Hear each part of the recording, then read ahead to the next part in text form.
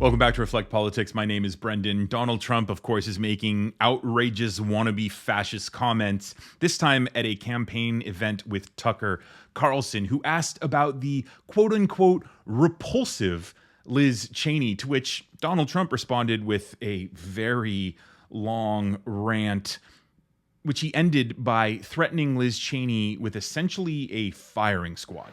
She's a radical war hawk. Let's put her with a rifle standing there with 9 barrels shooting at her, okay? Let's see how she feels about it. You know, when the guns are trained on her face. You know, they're all war hawks when they're sitting in Washington in a nice building saying, oh, gee, let's send 10,000 troops right into the mouth of the enemy.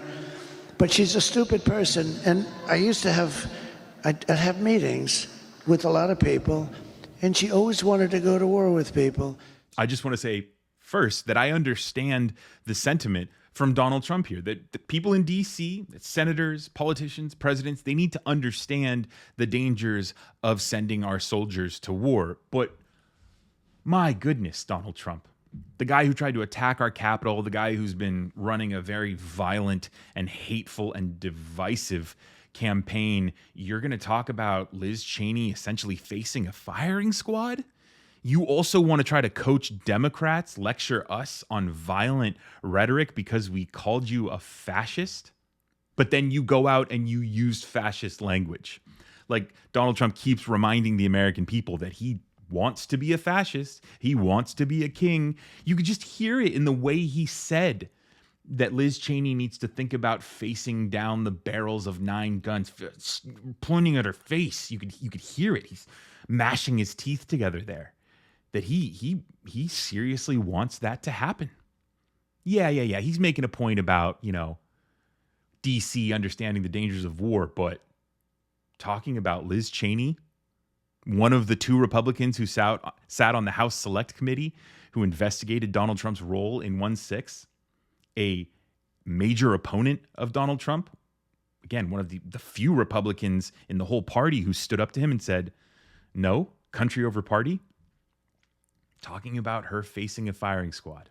And they want to lecture Democrats about violent rhetoric. And they want to say that calling him a fascist is outrageous.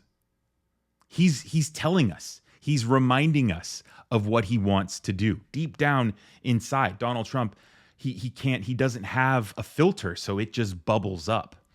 Speaking of not having a filter and Donald Trump having the attention span of a gnat, these comments came after nearly 15 minutes of just ranting and raving about everything from firing people in his last administration who didn't agree with him, his relationship with Russia, the Nord Stream 2 pipeline, his nicknames for Bernie Sanders and Hillary Clinton, Melania's new book.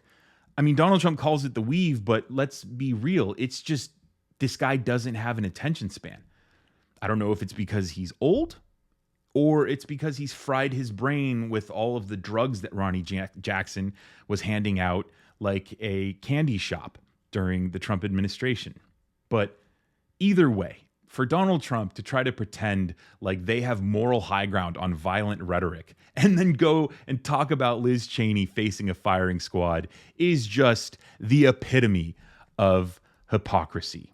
Just shameful behavior. But again, it's Donald Trump, and we're getting closer to the election, and it's looking like he's going to lose in a landslide. At least, you know, that's what the exit polls are showing. So Donald Trump here reminding us that he wants to be a fascist, and shit's going to get pretty violent in the coming weeks after it's very clear that he lost this election. So be ready, America, because as Donald Trump slides into oblivion, his supporters are going to have a hard time letting go, and he is going to continue using violent rhetoric like this.